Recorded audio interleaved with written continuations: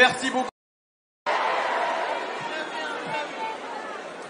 Ça fait maintenant 1 heure qu'on est tous réunis. Vous êtes juste incroyables. Vous êtes le meilleur public et de très très loin de Bercy cette année. Merci beaucoup pour votre attention. On voulait profiter aussi de ce moment pour rappeler la raison pour laquelle nous sommes toutes et tous ici, à savoir pour aider des millions et des millions de victimes à l'est du Congo. On voulait notamment vous relater l'une des histoires qui malheureusement frappe de nombreuses personnes à l'est du pays à travers cette vidéo. Depuis plusieurs décennies, la République démocratique du Congo est le théâtre d'une tragédie incessante, où des guerres sanglantes et des massacres ont brisé des millions de vies. Convoitée pour les richesses de son sol et de son sous-sol, la paix en RDC est tributaire des groupes rebelles souvent attribués à ses pays voisins. Ces crimes de guerre engendrent plusieurs victimes anonymes et oubliées, dont les histoires résonnent aujourd'hui comme des échos de douleurs à travers le monde.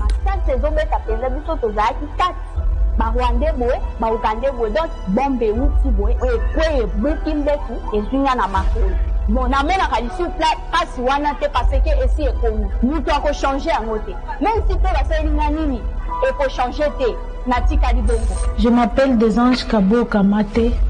Je suis survivante de l'Est de la République démocratique du Congo. J'ai été violée 2 fois. La première fois, j'ai été enlevée dans la forêt pendant 6 mois avec les rebelles.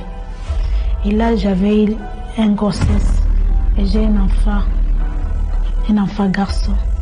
La deuxième fois, c'était en 2012 avec les rebelles de M23 chez nous au village Aminova. Puisqu'il y a encore une fois des histoires par milliers comme les vôtres, malheureusement, à l'est du pays. Nous avons besoin de votre soutien. Nous avons besoin de la paix et de la justice pour que nous ne serons plus jamais seuls. Les Congolais ont aussi droit à une vie sans violence comme toute personne dans le monde.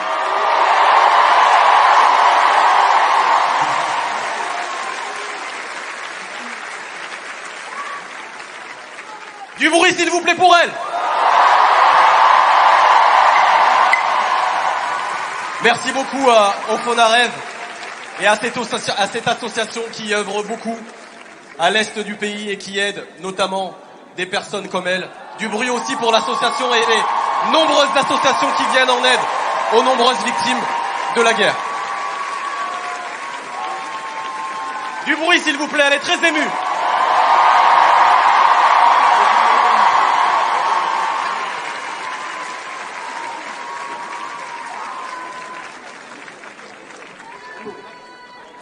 C'est un moment très émouvant, d'une tristesse absolue, comme vous venez de le voir. L'une des dames a fondu en larmes. Et j'aimerais, s'il vous plaît, juste une dernière fois, histoire de les encourager, faites encore un tonnerre, s'il vous plaît. Donnez-leur cette énergie, de l'applaudissement et encore un peu d'applaudissement.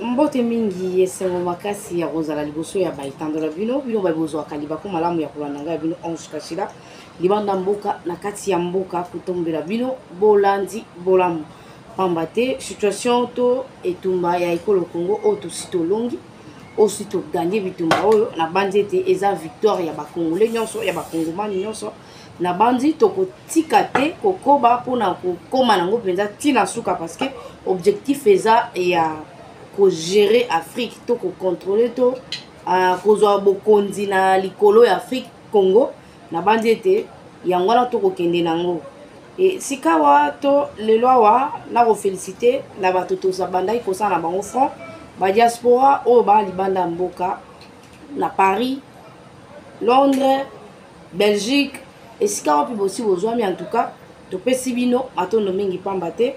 Et kobeta to situation ya ekolo Congo to situation ya Rumangabo situation ya partout option to bi ke bitumba to front ezali en tout cas kimia ici ekoti pambate nangongo to koloba na bino awa M23 azoko kima ebele ya mipiko bazo kima tolobaki to ko affronter bango brutalement po biso to zo ba perdre kasi na stratégie o biso to kokanga bango po ete bango moko ba kima Yote koloba mikolo mibale te tozala kimia bango bakokima. Na bandi eza esengo makasi ya kopesa matono mingi na ba maître Gims o babandaki front médiatique et bango bazaki nango na loyembo. Na nzela ya ba média na nzela ya ba itando inene ba nzela ya itando ke maître Gims oyo tokoki lelo kobenga ye a lokola ambassadeur de la paix. Na bandi te lelo tokotala ba image. To tokolanda ba réaction ya bandeko na biso na Goma. Ya liboso nanu non sepela makasi ya kotangama ya Congo epai wapi e Congo ezotangama e sika wa bitumba lelo awa tokobeta lisolo ya victoire bien que bato bamoni yango nanu te na Goma basi babeta ki siffle biso nde to ya kolala lokola Congo tolingaka kozwa match ya Real na Barcelone lokola Vita Imana to remplacer déjà Real na Barcelone na place ya Vita Imana tokoka kolandela te tokomi wapi tozokende wapi na bandi bato babanda kotala match basi basisi match toyena bango siko pona kobeta na bango ndenge nini ekolo ezotambola ndenge nini situation ya este tokomi wapi tokomi na niveau nini tokomi na niveau ya victoire tokomi na niveau ya kosepela parce que tokomi kozelande koyambaka ba délégation et sika na kobeta na bino lisolo délégation munene ya ba soda ya États-Unis bakiti na Kisangani bakiti na Kisangani makoza ata ba 4000 hommes na kati ya Kisangani na mabele ya Kisangani bafandi et yango ata mutusu sali bobangi na mwana ya Museveni abandi ko charger Kabila lobeli Kabila ezali kaka Pierrot te soki Pierrot Loire ye kaka nde a chargeaki nanga te nalobaki ba arme nyonso ezalaki contre biso ko baluka contre bango na bandi na kotonda ndeko na biso a Gims oya miki ko pesa ko valoriser ko matisa bitumba oyo et puis ko pesa valeur na bandeko na biso Goma ko lakisa na mokili mobimba ke Congo ezalaki vraiment agressé Congo ezalaki ko vivre na kati ya injustice et lelo bato nyonso bayoki maloba to bayoki oyo bandai koleka na kati ya Congo na bandi na otikela bino ndeko na biso la Gims boka message oyo toaki na ngo songa oyo to bandai koleka ete bato nyonso bayeba ni lelo koleka na kati ya Congo. Merci d'avoir répondu présent, merci infiniment. Vous savez, des actions comme ça, il devrait y en avoir partout.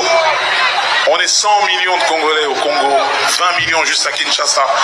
Alors combien en Belgique, combien en France, combien en Suisse, combien aux États-Unis? Il faut multiplier ce genre d'action absolument, absolument, absolument. Donc merci d'être là ce soir. Avant de continuer, vu qu'on parle de l'Est, vu qu'on parle de Goma, j'ai rencontré une artiste, elle s'appelle Gloria, elle était là tout à l'heure, elle est de Goma justement. C'est une façon pour moi de contribuer un petit peu à ma façon. Est-ce que Gloria peut me rejoindre sur scène? Est-ce qu'elle est là? Viens Gloria.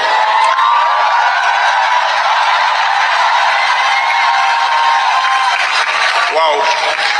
Ceux qui ont été là tout simplement ce soir, ça n'a pas été facile, on a eu une annulation, on a eu des gens qui sont battus contre nous, alors qu'on veut juste faire le bien, on veut juste faire des actions comme ça plus souvent.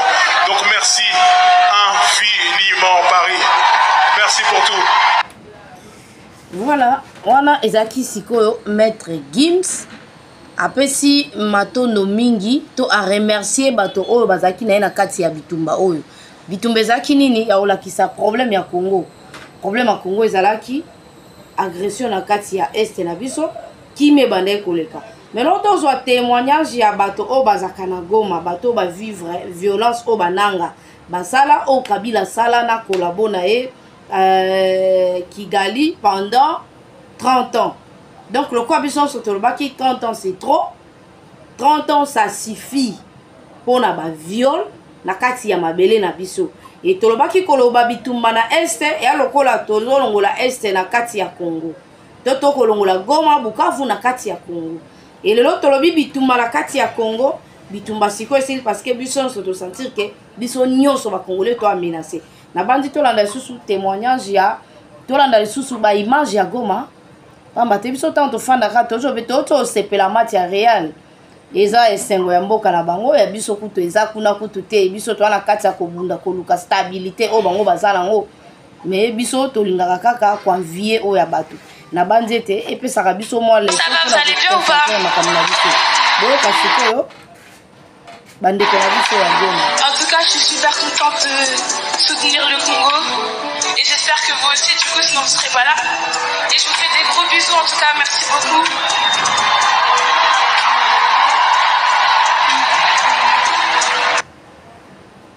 Voilà. Lelo tolobelaka front oyo esalami libanda, front médiatique. Tolobelaka ka front médiatique, nyonso eza effort à Maître Gims oyo tobenga ambassadeur de la paix. Asali a motivé ba yembi nyonso ya Afrique mobimba pona omatisa Congo. Eza pona honneur ya ba Congolais. Il faut toyeba ngo eza pona honneur ya ba Congolais. Allez, streamez les gars, un gros big up à vous. Merci le Congo, je suis fier d'être congolaise. Je suis fier d'être taïroise les gars. Eh ouais, si t'es pas américain, sois moi congolais.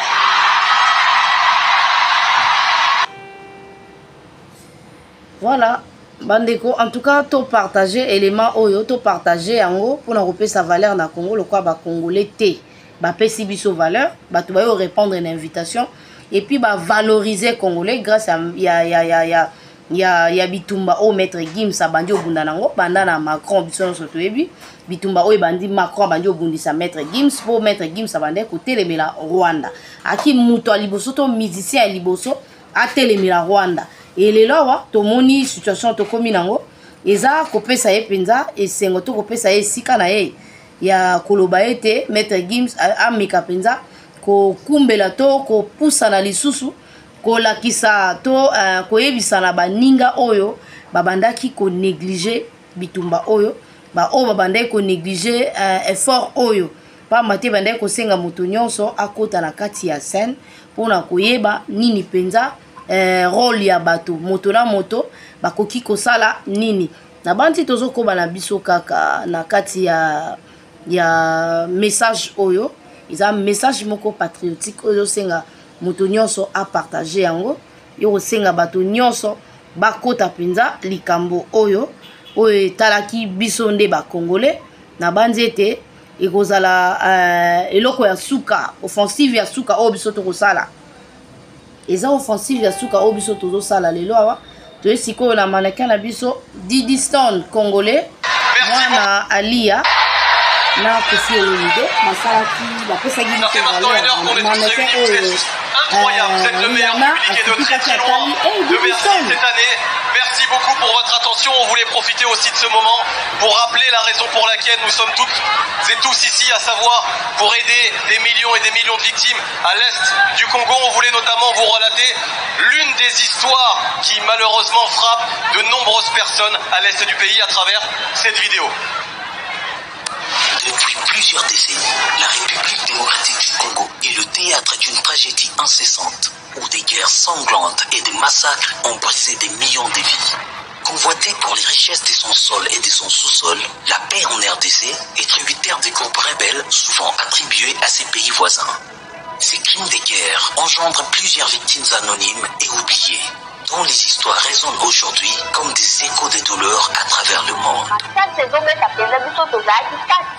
Rwandais boy, Ougandais boy, donc bombe ou boy, breaking letu ezunya na makulu. Bon, na mena kalisi plat passe wana te parce que ici est comme nous doit changer en mode. Même si toi la série nini et pour changer te na tikali bongo. Je m'appelle Desange Kabo Kamate. Je suis survivante de l'Est de la République démocratique du Congo. J'ai été violée 2 fois. La première fois, j'ai été enlevée dans la forêt pendant 6 mois avec les rebelles. Et là, j'avais un grossesse et j'ai un enfant garçon. La deuxième fois, c'était en 2012 avec les rebelles de M23 chez nous au village Aminova. Puisqu'il y a encore une fois des histoires par milliers comme les vôtres, malheureusement, à l'est du pays. Nous avons besoin de votre soutien. Nous avons besoin de la paix et de la justice pour que nous ne serons plus jamais seuls. Les Congolais ont aussi droit à une vie sans violence comme toute personne dans le monde.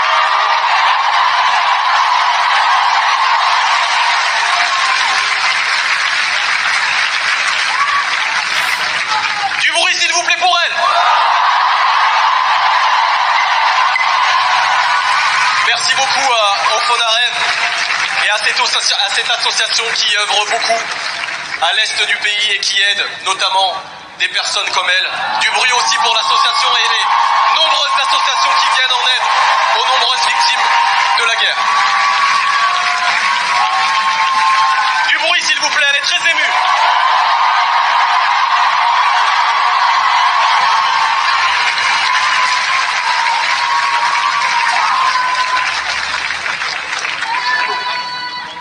C'est un moment très émouvant, d'une tristesse absolue, comme vous venez de le voir.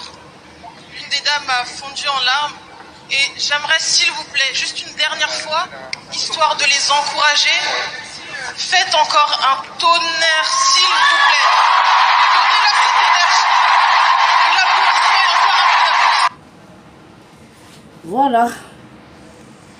ezalaki kaka concert te oyo bato bamonaki bato babinaki bien ke tomonaki mpe bamusicien balekaki balataki bavarese ya Congo ole balata ndenge balataka ezalaki bongo lisusu te ezalaki nde kolakisa to kopesa kaka message oyo ya bakongolais tozalaki bavictime moko bakoboma biso na kati ya silence e bamindele misusu oyo bayebaki makambo oyo bamonaki biso londe tokokipe makambo te balobaki ete babomaka na silence na biso bakongolais tozalaka na kimia nyonso na bandi ete esengo makasi ya komona lelo bavrai congolais totelemi lokola bamaître Gims oyo tokobenga ambassadeur de la paix atelemi mpona koganga kofaire face na Macron ezalaki facile te basanctionnaki na bamakambo ebele kofutisa ye bataxe ebelebele ezalaki mpona kocoince ye akota na kati ya bitumba ya Rwanda te bapropozaki ye baconcert ebele na kati ya Rwanda nyonso na mpona kokanga ye munoko na bandi ete offensive na biso nyonso ntango toye korejoindre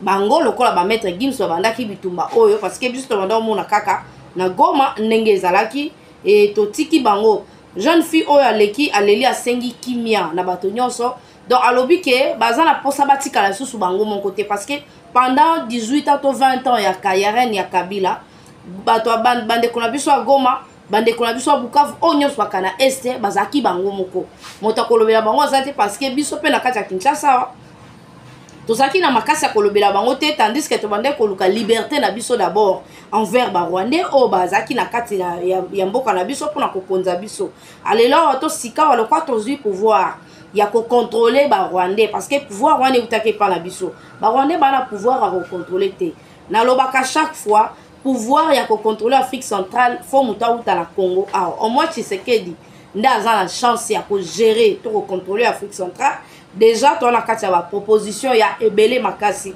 parmi bapartenaires aux États-Unis azocompte toza premier toye na nsima mai tokomi bato ya liboso parce que toza na babiloko tokopesa ye mpona kosala ye force amoni ke toyaki na bosenga kocoince te or tongai mpe kokende epai ya Russie mpona kosala bango trouble toye nano epai na bango tobengi bango baye bakoti eza te ndenge bokoka bapoliticien to baopposant mosusu balobi ke Tshisekedi ake bakor ya Tshisekedi na États-Unis eza mpona kokende koteka mboka bon soki eza mpona kokende koteka mboka kasi bakor o Kabila sala pendant 20 ans na Kigali ezalaki mpona kokaba to mpona ezalaki nini parce que oyo tozotrouve biso nyonso cause toana mposa ya banzela toana mposa ya réforme ya armée toana mposa ya social toana basociété te basociété Kabila atikela biso eza ya baindien na balibanais bato moko basala bacrime na bamboka na bango babengana bango et Kabila zwa bango mpona bacoopérer facilement ekota ebima mutu akotala yango aza te asika walokola biso tofongoli déjà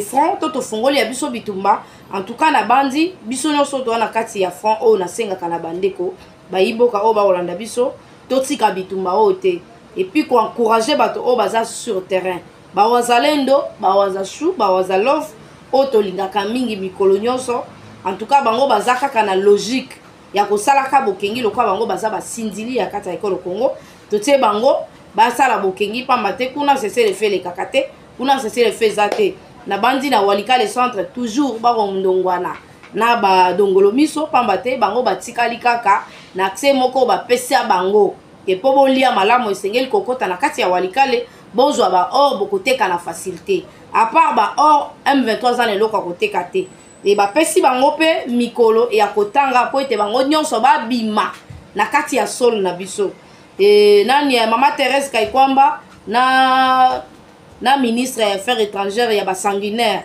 ba criminel Rwanda ba rozonga lisusu na États-Unis pour na kosala rapport to kopesa rapport. Mama Thérèse Kaikwamba ko ya kopesa bango rapport soki ba Rwandais babimi na kati ya sol na biso bango nyonso tout est et manani Rwanda peso ki abimite kopesa rapport pona nini babimite parce que Mama Thérèse Kaikwamba a insistaki na kati ya masolo ana tanga ba webisa bango avant ba signer abito signera kaka boy Rwanda respectaka jamais ba signature na ye. États-Unis abisi bango ke oyo ba osala ngona n'importe qui te aux États-Unis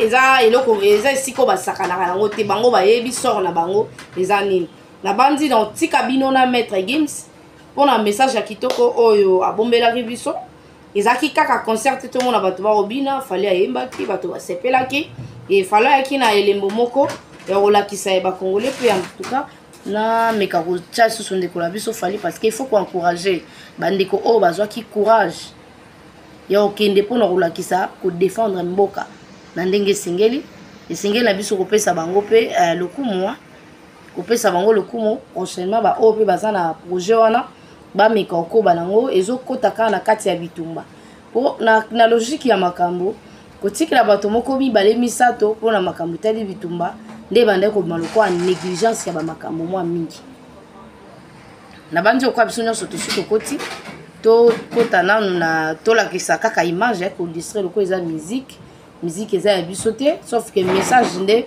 oto ana ngo bosenga ya fali message nde to ana ngo bosenga ndenge ni yalataki pona ko lakisa ke azanani en tout cas bandeko ezi singo makasi ya omona lelo bato ebele 20 000 personnes bazaki na kati ya salle na mindele na bato mwindi bao pe bazaki kolanda parce que concert wana eza concert parmi ba concert oyo esaki moi trouble na kati ya Paris et Macron azaki pour ba Rwandais babande ko kotelemela concert wana maître Gims telemaki abimisaki misisa pona kolamusa ba congolais belé ba telema et puis ba congolais ba komaki ko gangela ba Rwandais ke ba sala kakeba biso toleki bango ne belé parce que biso toleki ba Rwandais ne belé so ba meko sala front na ba kokobunda na biso te biso nde to banda makambo wana kala et puis biso nde toleki bango na kivoyu toleki bango na mayele toleki bango na nyonso donc ezalaki bitumba ya makasi na kati ya Paris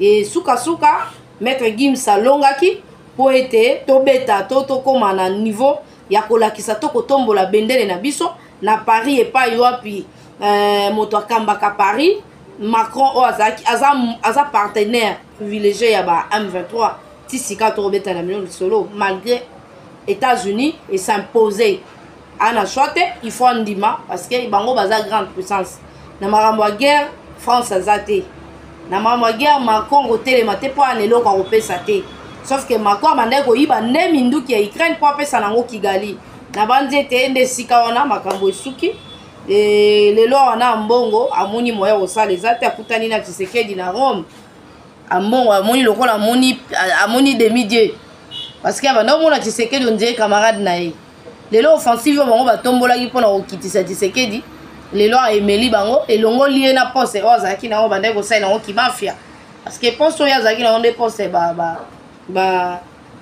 basango balelaka makasi bana baprivilège baavantage ebele e asaleli yango mingi te parce que ayaki na motema mabe makasi na bandi ete lelo ezalaki mpona koencourage bavrai patriote oyo balakisi bokasi na bango notamment maître Gims oyo azali ambassadeur de la paix abundi mpenza na scène internationale aza emonte liste eza molai bien que ye nde azalaki sacrifié na bamakambo ebele bapruvaki ye babiloko ebele Macron amenasaki ye makasi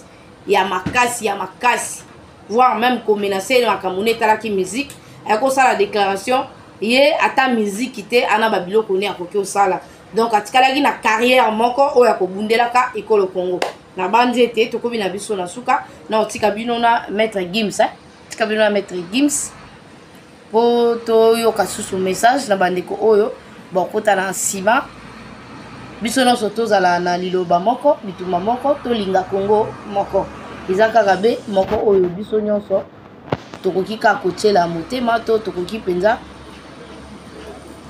koespere nango. Merci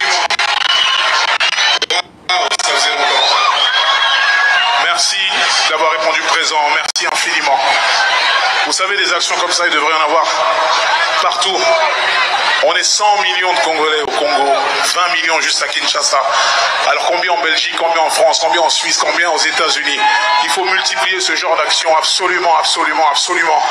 Donc merci d'être là ce soir. Avant de continuer, vu qu'on parle de l'Est, vu qu'on parle de Goma, j'ai rencontré une artiste, elle s'appelle Gloria, elle était là tout à l'heure, elle est de Goma justement. C'est une façon pour moi de contribuer un petit peu à ma façon. Est-ce que Gloria peut me rejoindre sur scène? Est-ce qu'elle est là? Viens Gloria.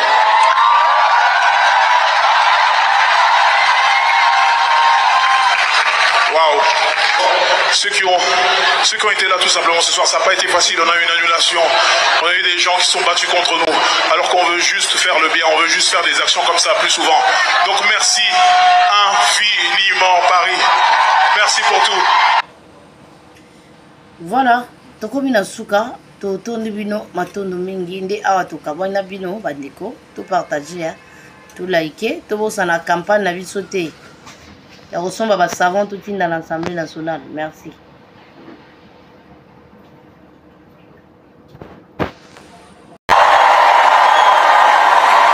Merci infiniment. Waouh, ça faisait longtemps. Merci d'avoir répondu présent. Merci infiniment. Vous savez, des actions comme ça, il devrait y en avoir partout.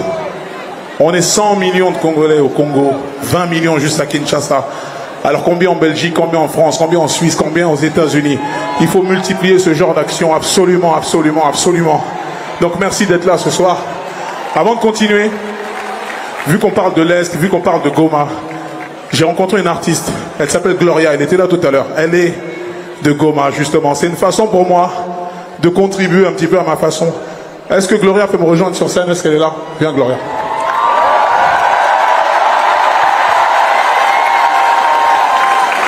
Waouh! Ceux qui ont été là tout simplement ce soir, ça n'a pas été facile, on a eu une annulation, on a eu des gens qui sont battus contre nous, alors qu'on veut juste faire le bien, on veut juste faire des actions comme ça plus souvent. Donc merci infiniment Paris, merci pour tout. Merci beaucoup. Ça fait maintenant 1 heure qu'on est tous réunis, vous êtes juste incroyables, vous êtes le meilleur public et de très très loin de Bercy cette année.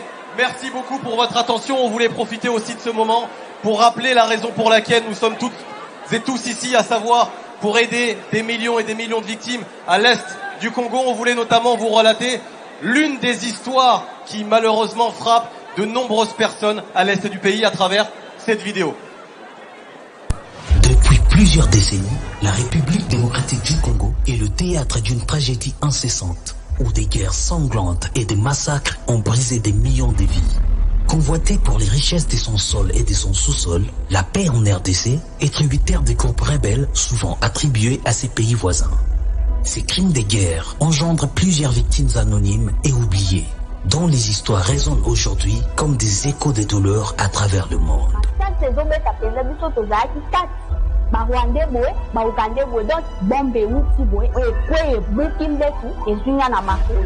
Bon, na mena kalisi plat, kasi wana te parce que esi est connu. Nous doit changer à côté. Même si tu vas faire une nini, et pour changer te, nati kalibongo. Je m'appelle Desange Kabo Kamate. Je suis survivante de l'Est de la République démocratique du Congo.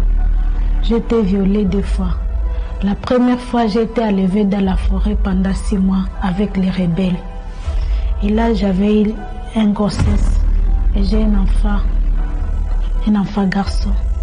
La deuxième fois, c'était en 2012 avec les rebelles de M23 chez nous au village Aminova.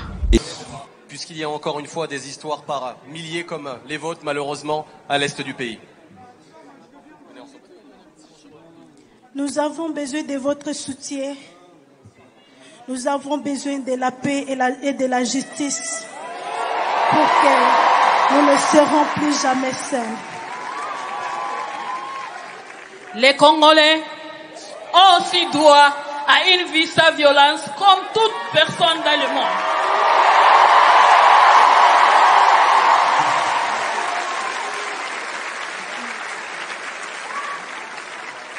Du bruit s'il vous plaît pour elle. Merci beaucoup au Fonarev et à cette association qui œuvre beaucoup à l'est du pays et qui aide notamment des personnes comme elle. Du bruit aussi pour l'association et les nombreuses associations qui viennent en aide aux nombreuses victimes de la guerre. Du bruit s'il vous plaît, elle est très émue.